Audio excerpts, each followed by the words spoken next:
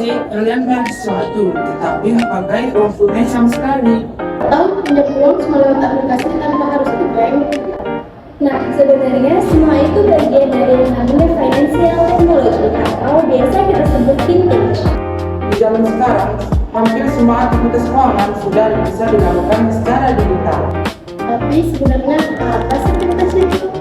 Dan apa peran penting di kehidupan kita sekarang? Financial Technology atau Fintech merupakan layanan jasa keuangan yang dimana memanfaatkan teknologi digital untuk meningkatkan efisiensi kualitas layanan keuangan.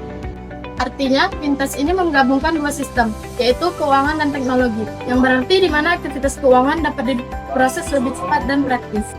Contohnya seperti pembayaran digital, pinjam-meminjam uang secara online, investasi, bahkan mengatur keuangan, semuanya bisa dilakukan melalui aplikasi. Dengan adanya fintech, masyarakat tidak perlu lagi datang ke bank atau layanan keuangan, karena semua sudah bisa dilakukan kapan saja dan di mana saja. Kita bahas perkembangan fintech di Indonesia. Perkembangan fintech di Indonesia meningkat pesat seiring dengan banyaknya pengguna internet dan smartphone di masyarakat. Kalau dilihat dari perkembangannya, awalnya pada tahun 1860 sampai 1960, bank sudah menggunakan teknologi sederhana seperti kartu kredit. Pada tahun 1997 sampai 2008, muncullah ATM sebagai layanan keuangan dan layanan perbankan yang menggunakan komputer dan internet. Pada tahun 2008 hingga sekarang, perkembangan fintech semakin pesat dengan munculnya berbagai startup dan pembayaran digital. Di Indonesia sendiri, fintech berkembang karena kebutuhan masyarakat akan layanan yang mudah, praktis, dan juga cepat. Fintech memiliki banyak manfaat dalam kehidupan sehari-hari. Salah satu manfaat utamanya ialah dapat mempermudah akses layanan keuangan. Masyarakat bisa melakukan berbagai transaksi seperti transfer uang, membayar tagihan, dan transaksi lain-lain.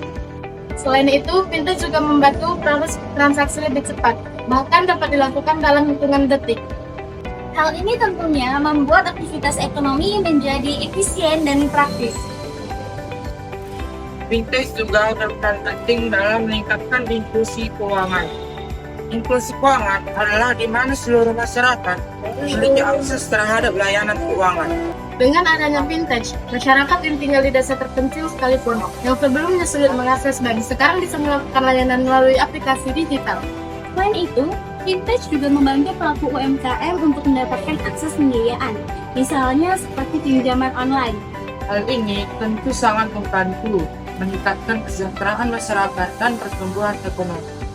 Memiliki banyak manfaat, fintech juga memiliki risiko dan tantangan. Salah satu risikonya adalah keamanan data dan pengguna aplikasi. Karena semua dilakukan secara digital, data pribadi pengguna bisa saja disalahgunakan jika tidak dijaga dengan baik. Selain itu, ada juga kejahatan siber, contohnya seperti peretasan, penipuan online, dan lain-lain. Ini membuat pengguna harus lebih berhati-hati dalam melakukan layanan fintech. Jadi, sebagai kesimpulan, fintech adalah inovasi di bidang keuangan yang dimana menggunakan teknologi digital. Perkembangannya di Indonesia sangat pesat, terutama memberikan banyak manfaat, terutama pada literasi keuangan.